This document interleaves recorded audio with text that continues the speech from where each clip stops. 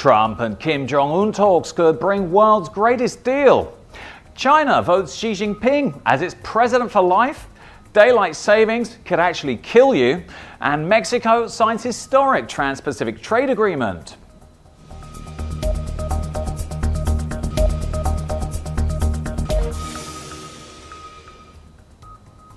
Hello and welcome to today's edition of Mexico News Network's Breaking News Business. I'm Elliot Bullman. Let's go straight to the information. US President Donald Trump has said his planned summit with North Korean leader Kim Jong-un could either fail or lead to the greatest deal for the world. At a political rally in Pennsylvania this weekend, Mr. Trump told supporters he believed North Korea wanted to make peace. But he's also said that he might leave the talks quickly if it didn't look like progress for nuclear disarmament could be made. During his speech, the US leader warned of tariffs on European cars and launched his slogan for re-election in 2020. In his wide-ranging speech, he said he hoped a deal to ease nuclear tensions would happen, particularly to help countries like North Korea. Mr. Trump said on Saturday that the rally for a Republican congressional candidate, "I may leave fast or we may sit down and make the greatest deal for the world." He also said he believed the North Koreans would honor their commitment not to test any more missiles in the run-up to talks. Mr. Trump told the crowd, "I think they want to make peace. I think it's time." No date or place has been set for the meeting, despite initial reports it would happen by the end of May. South Korea's presidential office said the North Korean truce village of Panmunjom, which sits at the demilitarized zone between the north and the south, was a serious option. Moving on. China has approved the removal of term limits for its leader in a move that effectively allows Xi Jinping to remain China's president for life. The constitutional changes were passed by China's annual sitting of the National People's Congress on Sunday. The vote was widely regarded as a rubber stamping exercise. 2 delegates voted against the change and 3 abstained out of 2,964 votes. But Mr. Xi, who would have been due to step down in 2023, defied the tradition of presenting a potential successor during October's Communist Party Congress. Instead, he consolidated his political power as the party voted to enshrine his name and political ideology in the party's constitution, elevating his status to the level of its founder, Chairman Mao.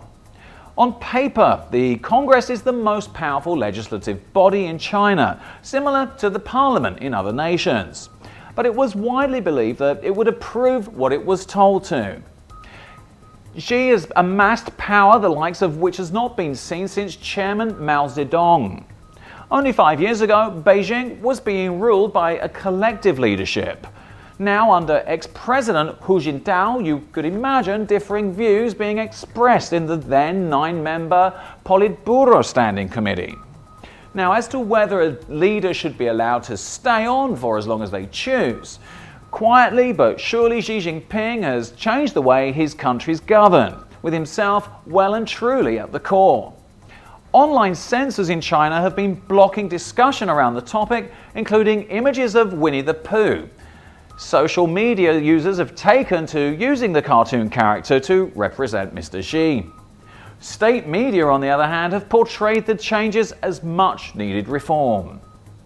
In other news, Daylight saving time began on Sunday, March the 11th this year, but the interruption to our internal clock literally kills people. Incidents of heart attacks, strokes, and fatal car accidents all spike around the start of daylight saving time each year. The annual ritual in which we trade an hour of morning light for evening brightness may seem like a harmless shift, but each year on the Monday after the springtime switch, hospitals report a 24% spike in heart attack visits around the country.